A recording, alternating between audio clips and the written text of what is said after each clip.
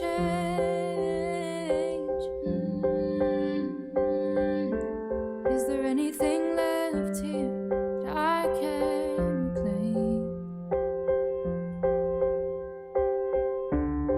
'Cause I'm a bit stuck in an old question game. And the answer. We're going live now. Alrighty, y'all. We coming up soon. Latina History Live. Previously, Italia Talks. Now Latina History Live. Yes, Legacy you in have a new Action. rebrand. Guest Nice, Emmanuel nice. Kulo and co-host star Leslie McGraw. I'm going to play the old music. Is that okay? Yeah. Okay, let's play it. Yeah, let's play it. I don't know that you'll be able to hear me in the studio. But you can listen to the radio. Okay. Tina? Latinas make history every day. Okay. Can you read it for me? Well, how do you say this one? Latinas. Latinas make history every day. Okay. Alrighty, go for it, Talia. Happy Friday, everybody. My name is Talia Rodriguez, and I am here with the first installment of Latina History Live. I am elated to be launching a new series. I have three voices on the line with me.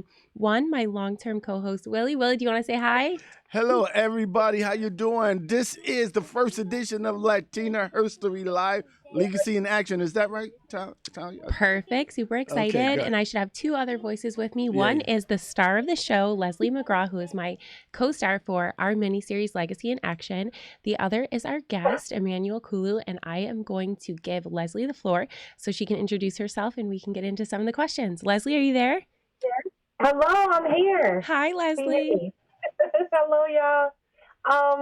So with the star thing, I'm just a regular smuggler, and my great grandfather was Albert Williams, and so much of what my first hearings of him was around his death and his awful lynching and the terror campaign, and so I wanted to flip that.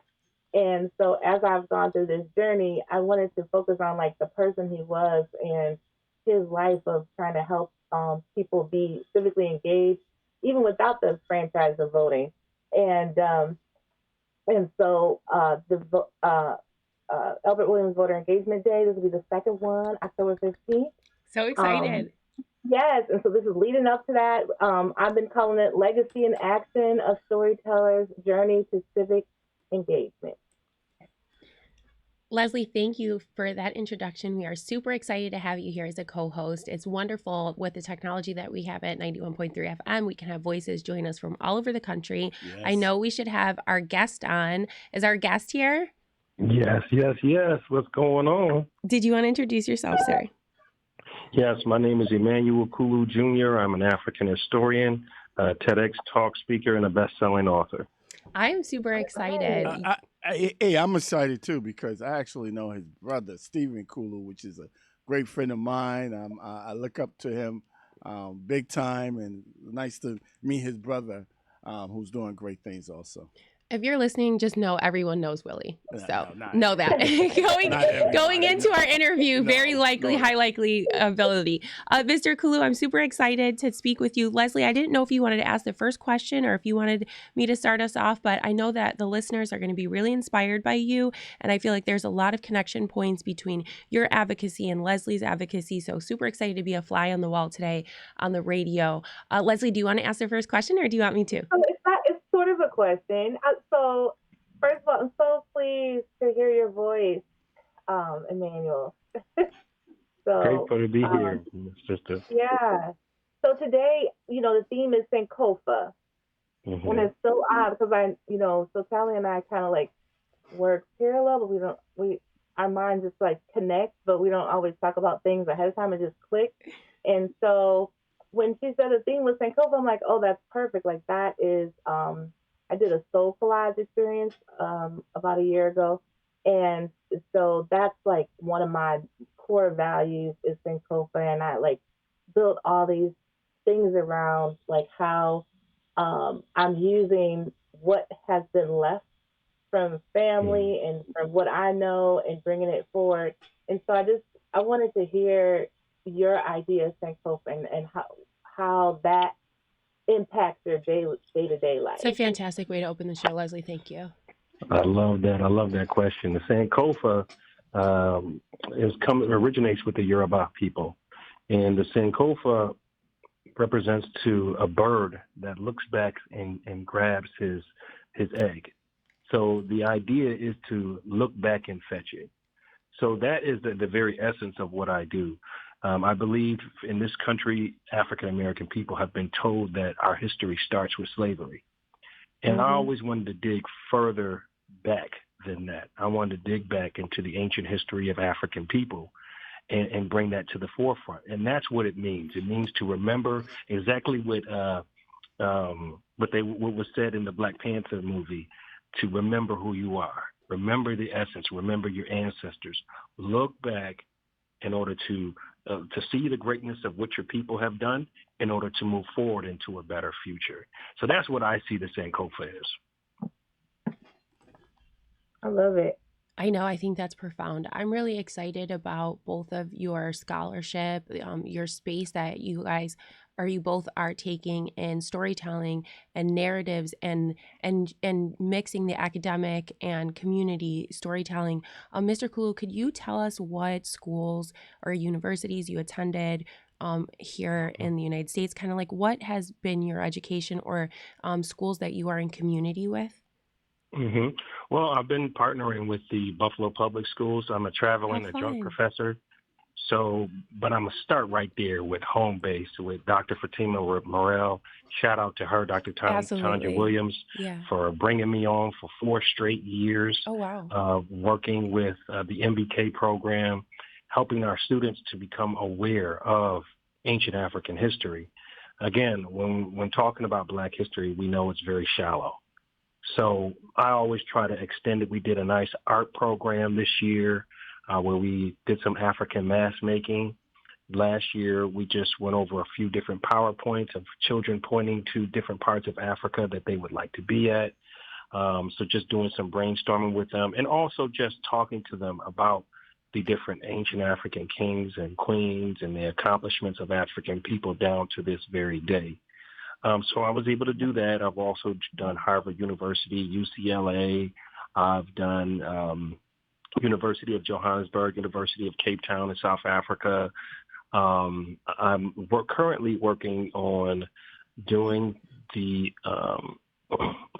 it slips my mind here, the Institute of, I believe it's Oxford University. Oh, Oxford slipped your mind? Very casually. Yeah.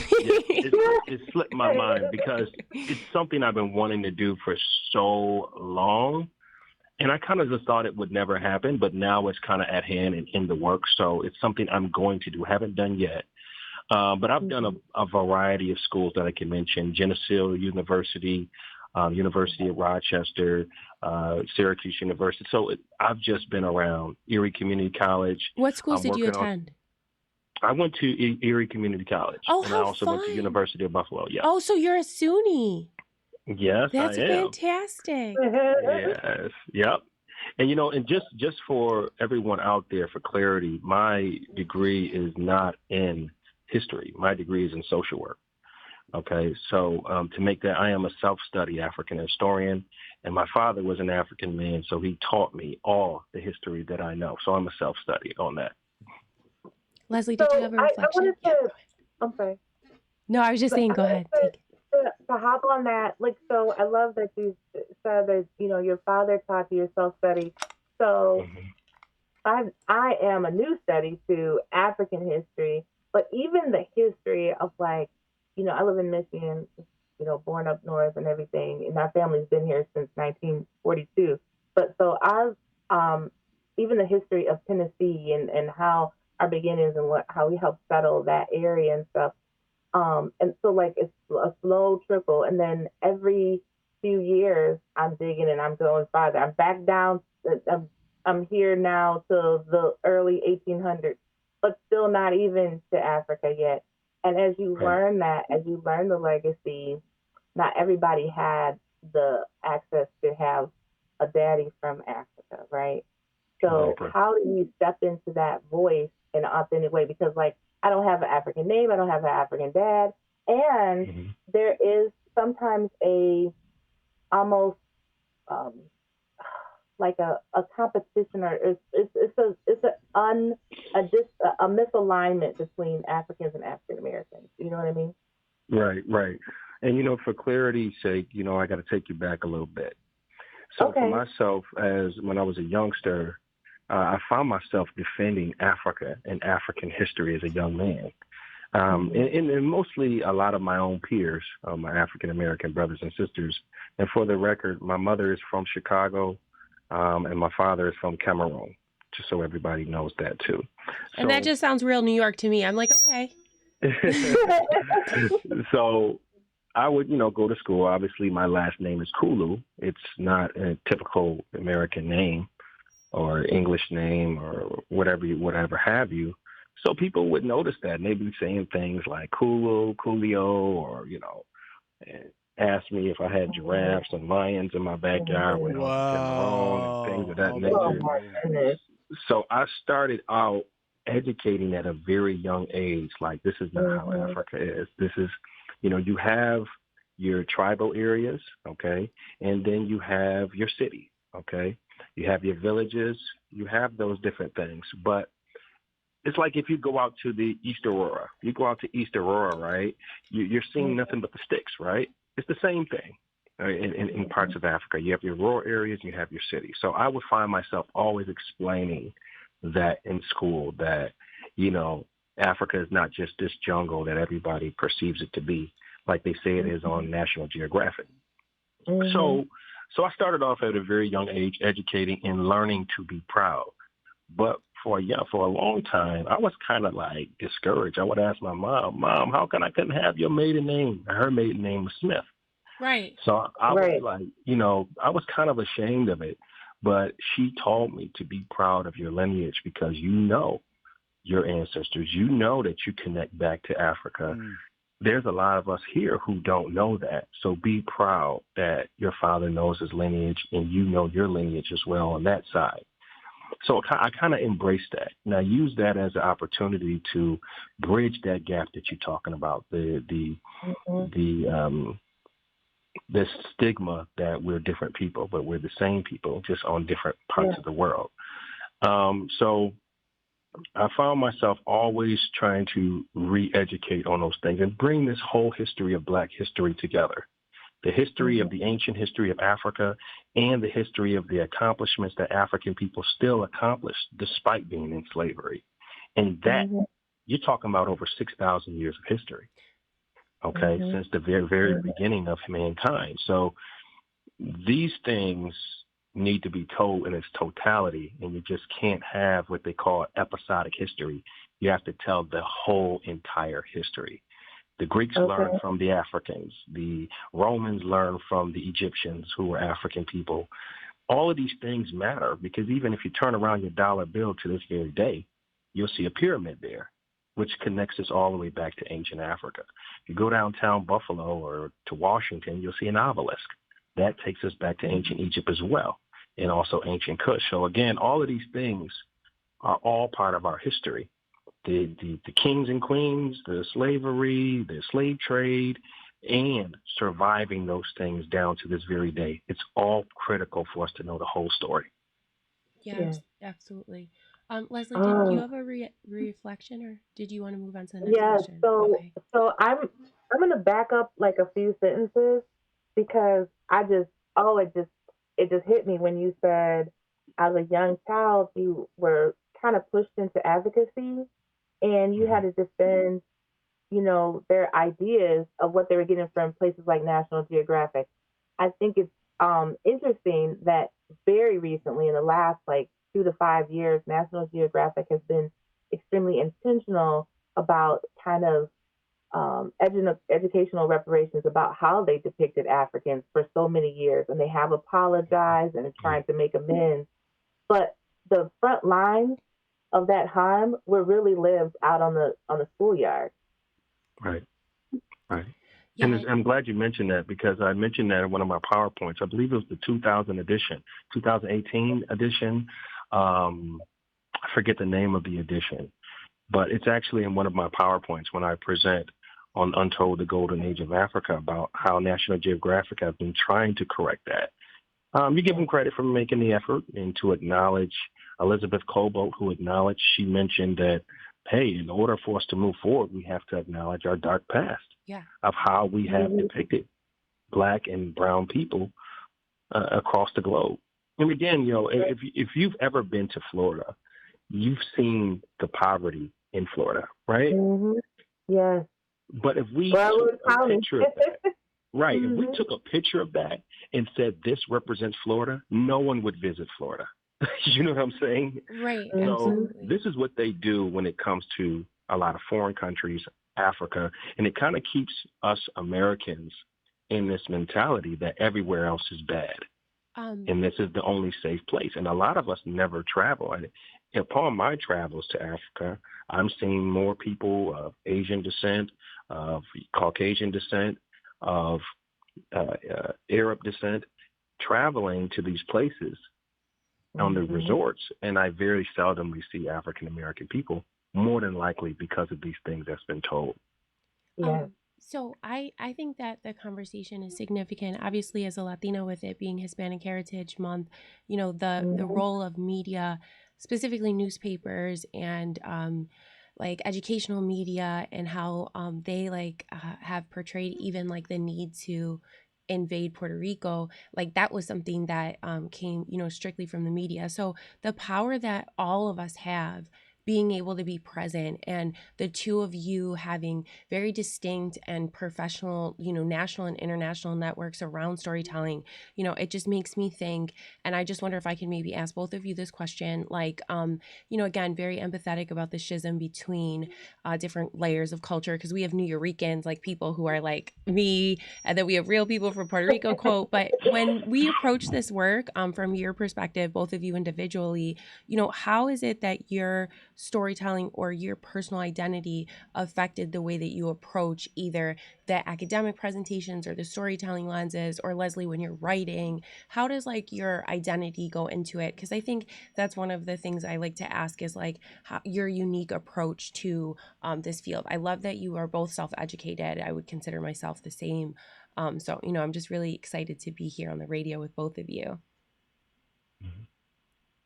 Well, we invited you, Emmanuel. You go first.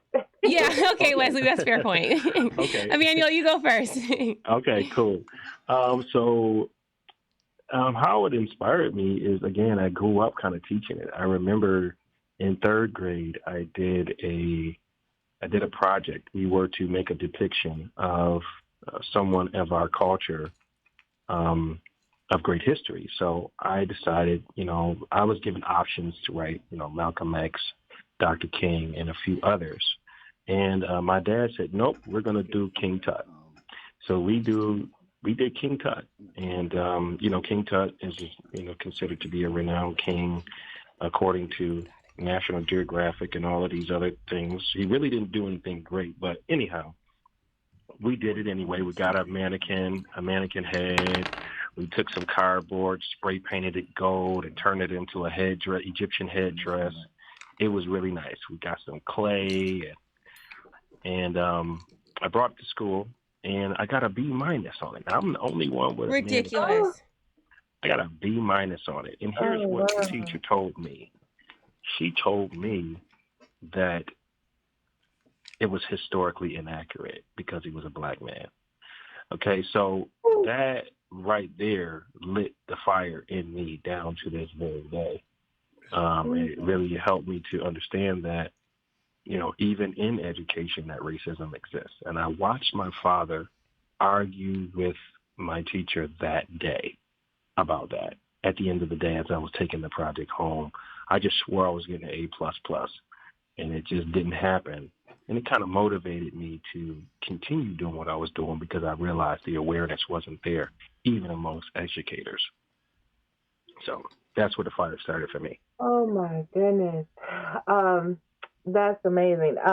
And he struck a nerve because, I still work through, as I'm starting to do more social media, like micro learning. I'm constantly getting community violations newspaper. They even told me that my uncle wasn't a voting rights martyr. I'm like, look here, this came from the FBI. So there's always an issue. So always having to prove, always having to prove things. And I think my burn started around third grade too. In the middle of third grade, we moved from a predominantly Black area to predominantly white area. And even like the two kids in the class that were, who identified as Black, besides me, they had grown up all around white people. So it was so different. And so like,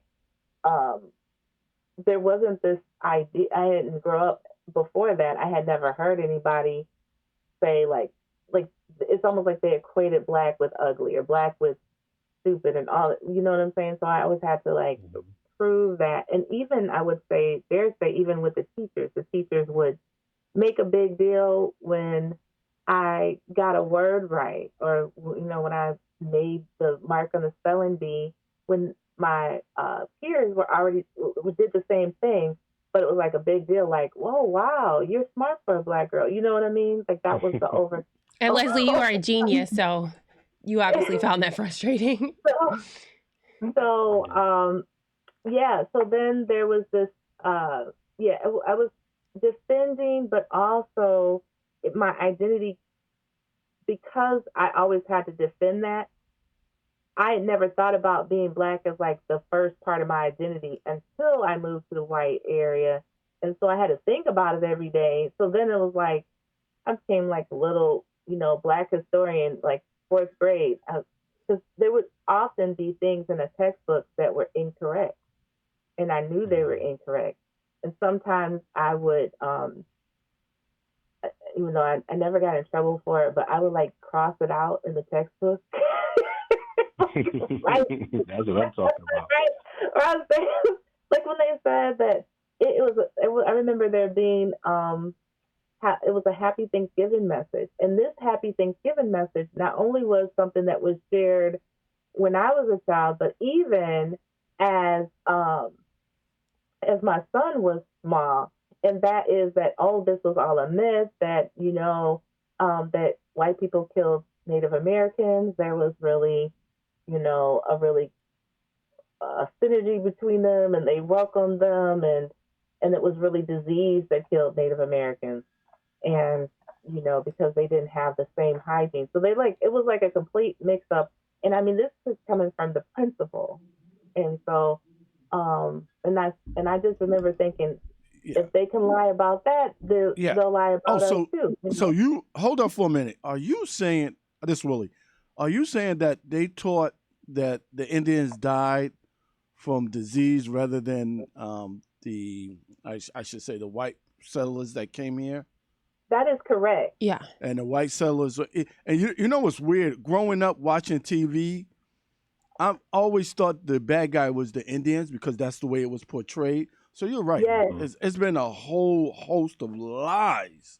So go ahead. And Willie, just to jump in. So I mean, it just changed my. You know, I was just thinking about that. Like, and so there was this movie. I think it's called, oh my gosh, The Forgiven or something like that. It was with John Wayne, and it had Natalie. No, not Natalie. Oh my gosh, I'm forgetting the names of everybody. But in the story, the little girl was saved by the white family. They had killed all they were killing each other, and they kept this little Indian girl. Mm-hmm. And so her family was coming back for her. It was and so when they found out that she was really Native and not white, mm-hmm. the mother of this guy that wanted to marry her, he started going off, and she said, "Dirty Indian," and then she started calling her the N-word. I was like, and that's when it flipped for me. I was like, oh, you mean white folks see them like us? Wait a minute. Yeah, and Leslie, this is definitely like kind of making me have a reflection personally because I'm biracial and my mom's family came here very early in American history. And when Mr. Kulu, I was doing my DNA, which is, can you hear me? Hello. You guys can't. Hello. That might be me. Can you hear me now, guys? Yep. I hear you. That was me. Yeah. So I was saying that I'm biracial, and that's kind of part of where my storytelling, like trying to explain like Irish people to Puerto Ricans, but like in terms of how that history is kept, like it's a very difficult thing for a lot of people to confront the genocide that happened, you know, all across the indigenous communities, including Puerto Rico, to like the Taínos. And I think, Leslie, like you recognizing that and recognizing kind of like this singularness in which history is taught, because, you know, I understand that there were Native Americans that helped with the Underground Railroad, like there were Native American like trails that people followed and all that, like, and Mr. Kulu, the mixture of that ancient history, I think it's like we all have that one moment where we're like, wow, this isn't the full story. And like there needs to be more here. And I'm just so grateful for both of you who've like stepped forward to fill in those gaps, because as Americans, as citizens, I think that's kind of part of our civic duty. Would you see it that way? Yes, I do. I think it's all connected.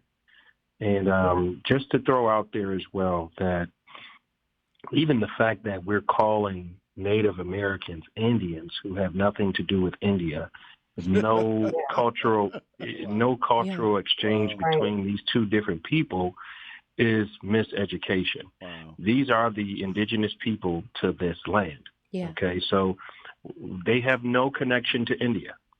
Well, no, I know I'm Taína, and you know, very small percentage, but that's very demonstrated in like my spirit and in my heritage and my family. And when people talk about, you know, the indigenous Puerto Rico, or when people talk about the development of Puerto Rico, oftentimes they make it seem like there was no infrastructure there when in fact there was. So I'm so excited for like just again, to be on the radio with both of y'all, to be in network with both of y'all. And I think one of the things I want to know, and I want to get into it just like right now, Leslie, I know I'm skipping 2 questions.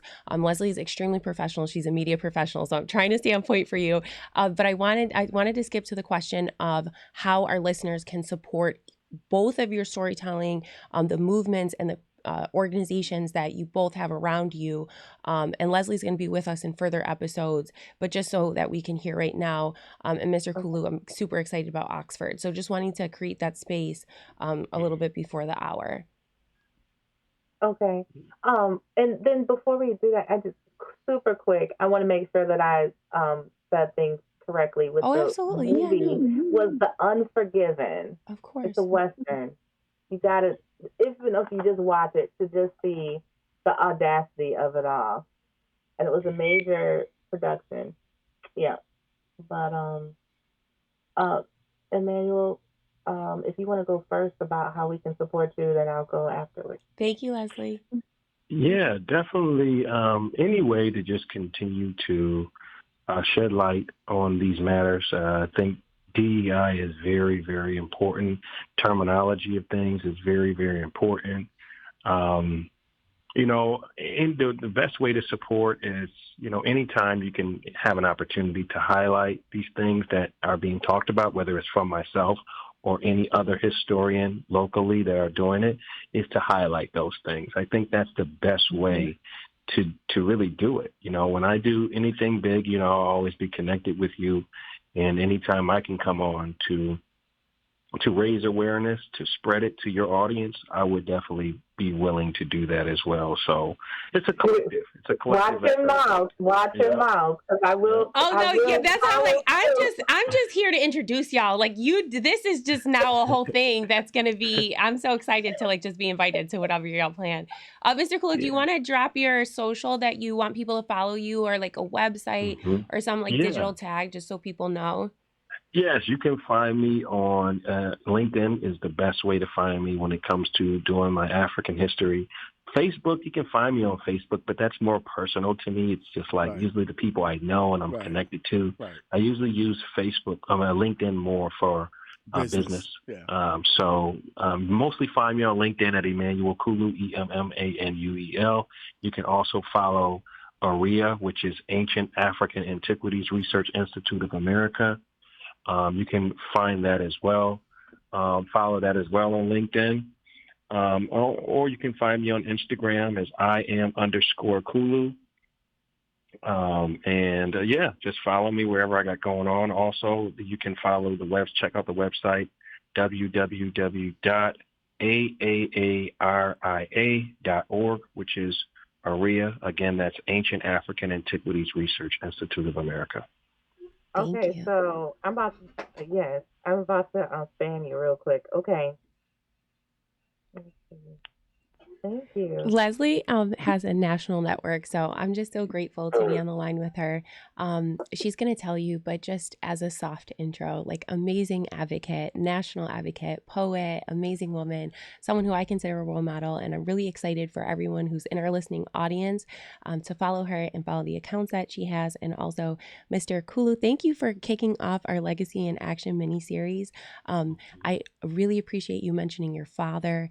The legacy of those that are close to us and how they inspire us is core to this mini-series, if I can say that, because Leslie is one of the folks that is helping and responsible for shaping the theme. So thank you for bringing in Sankofa also.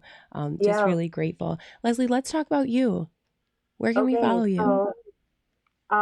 So it's at True Story Success. So I spell True, TRU.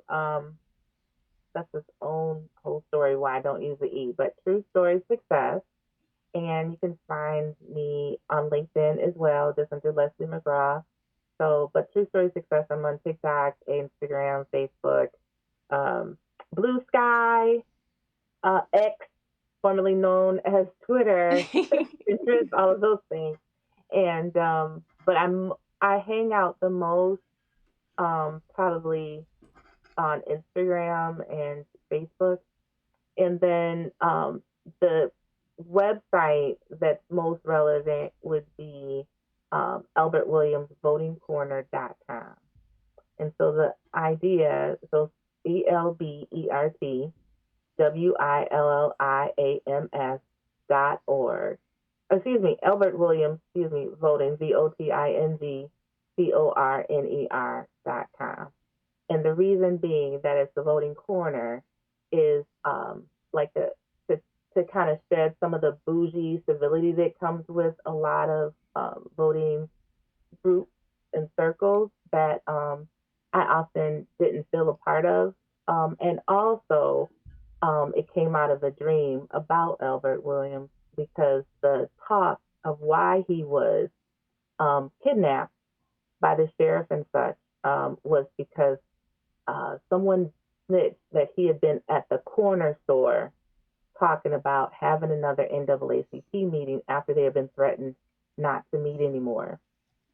And so it came to me in a dream last year that I saw him talking at this corner store, and he was talking about, you need to educate voters. Voters, it's not like one day. You got to educate. They need to know their rights. They need to know who people are. Like, he was just going off like he was at a mount, a Sermon on the Mount, but there was nobody there. I couldn't see who he was talking to. And then I looked down and I saw my own feet in the dirt in this dream. And so I woke up and I started writing, and I just said, it's the voting corner. That's what it is. That's what we're going to do, where people can just casually ask their questions about, how to get involved, how to vote, all of that. So. Yes, it's really important. Brother Kulu, before you go off, I wanted to ask the person, I hope I'm not taking up your time. Well, Willie, I wanted to do like one more question or such, but I just wanted to get that part in, because I know sometimes I skip that. Yeah. So thank you for that, Leslie. Go ahead. Hey, Brother Kulu, Yes. I heard, and I just recently found this out a few years ago, that blacks was the original cowboys, and even we was bamboozled into killing off indigenous people. Is that true? Yes, it is. Would you say bamboozled? Meaning that we was tricked, like they were the enemy, and we were definitely presented as such to kill for off sure. the indigenous people also. Yeah, I did not know that either. I just found that out. We were the original cowboys, and it's so much history that has been skewed. Just like they don't talk about the Taino people trading with West African people, way before Columbus got here. Wow. Yeah. Way before. So it's a history there. If you go to Mexico, there's a large group of African people who've been there Wow. for centuries. Wow. They've been there for centuries. They have what they call the Olmec heads, who represent the West African people who were ruling over the Olmec people at that time. So again, there's a cultural exchange between Africa and the Americas far before Europeans even stepped foot in the American soil. So again, a lot of these things we find out today, we find out that pretty much we were the originators of everything. There's a guy named Leo Wiener. He has a book called Africa and the Discovery of America. Mm-hmm. And I hope that everybody gets a chance to read that book, where it talks about the different plants, the bottle gourds, the squash, the sweet potato, the yam that was already in America. And even in Columbus's second voyage, he mentioned that the Native Americans had told him that they had been trading with black-skinned people who came in large boats Yeah. for centuries. So again, Wow. these are things that history has failed us on, and we need to continue to re-educate and also advocate for more DEI and also more true history. Right. And then I would say, like, Yeah. Leslie, go ahead. Did you have a reaction? No, I was just amen, and I was in the amen court. I'm so excited to have you as a co-host, and I'm going to try to be as and Leslie's a star, Mr. Kulu. So I'm trying to get Leslie's voice in as much as I can and be disciplined. I did have a reaction, though, as a historian, that I feel like I absolutely agree with you. And I feel like history has needs to be a lot more dimensional. I think when people think about the founding of this nation, you know, they think about founders being these rational, homogeneous persons. And like they weren't, like they were from all different countries. They were young, they were irrational, they were making emotional choices. You know, Mr. Kulu, they weren't on LinkedIn. Like they were like the rebels, right, of their time. But like in a way, like we rob ourselves of that history by like not knowing all of the amazing ways that all of our communities, including, you know, the conversations that we were having prior about our nation and nation building, like in our patriotism. And I feel like it's missing out because like it's not inspiring people as much as it could or should. So Leslie, if I could ask what would be my last question, which is just like, and I know that you both mentioned who inspire you, but like if, again, there's somebody that you want to share that you follow as a mentor or professionally, or a piece of advice for people who are listening who want to be very much like both of you or learn more about their history, you know, from whatever walks of life they're in. Because I've done, you know, a lot of history on both sides, and I feel like I've learned a lot about, you know, shout out to Ancestry.com, Mr. Kulu. Mm-hmm. You want me first? You always, yeah. Okay. Well, I learned from a guy named Runoko Rashidi, who took me on my first tour he passed away. He was a great African historian who took me to Egypt for the first time back in 2016. Cool. And I learned a lot about the history of Sudan and the history of Egypt in connection with people of African descent, and how everything kind of proceeded after that, came after that great civilization.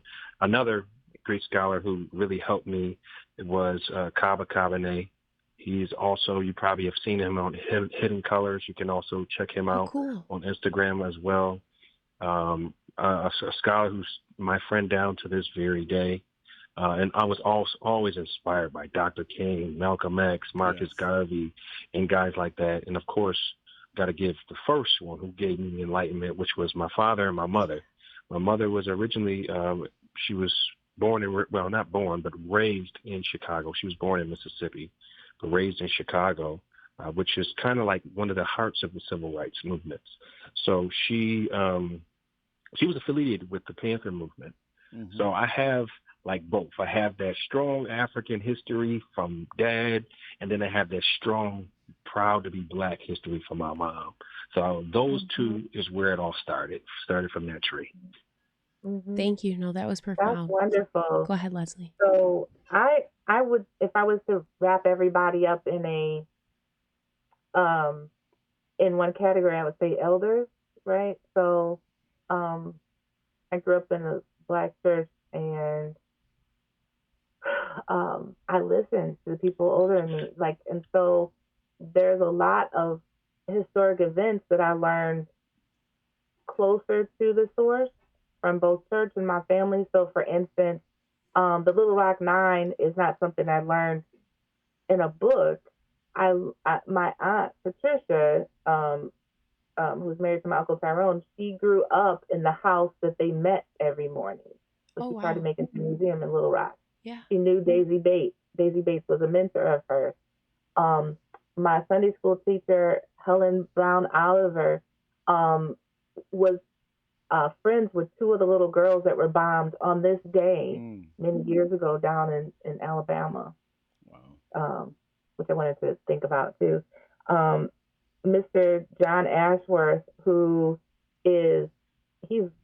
you'll hear from him on October 13th. He's done a whole bunch in his life, but he's more of a mentor about, the place our family comes from, and he's just a self-taught historian, and he's also I guess they call it a Pan-Africanist now. So he's introduced me to people like Dr. Lumumba, am I saying it right? And just following his talks about, the new course of action, what might be happening with the potential devaluing of the dollar, and how Africa is uniting, and what that means for Black people in the United States. Like, where do we fall in that solidarity? And then my first teacher about Black history and everything was my grandmother. And my grandmother taught me everything she knew. She didn't know African history. She didn't know about voting rights. She didn't know, she had an 8th grade education, but she taught me everything she knew. And she was always trying to learn. And I love that about her. And then lastly, Ida B. Wells Barnett. Ida B. Wells, you probably heard her thing, turn the light of truth, or turn the light of truth on wrong. But also what I love about her is how she brought her children with her on her journey, her family along with her in her journey. I only found out a couple years ago that at one of the suffrage marches, she was a suffragette as well. She brought along her nursing daughter, which I resonated with. And Harriet Tubman, who was an old woman at the time, was in presence, and the baby was crying, and Harriet Tubman soothed the baby and held the baby so that Ida B. Wells could be in the front and do what she needed to do. So it's these voices of women helping women, and also, just elders passing along information that makes me feel like, okay, there's different ways for me to be impactful.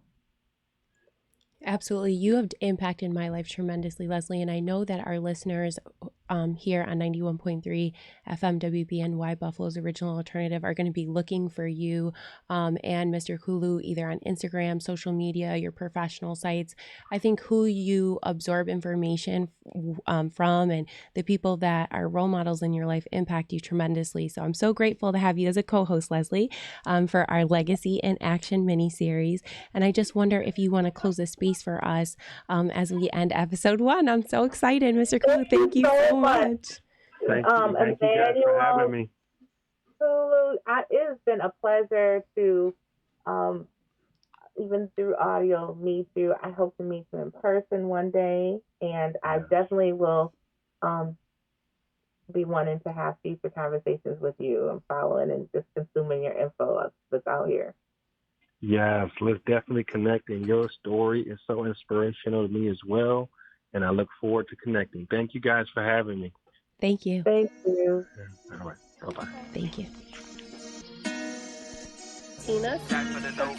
Latinas make history every day. Okay. Can you read it to me? Well, how do you say this one? Latinas. Latinas make history every day. Okay. Jack for the dough.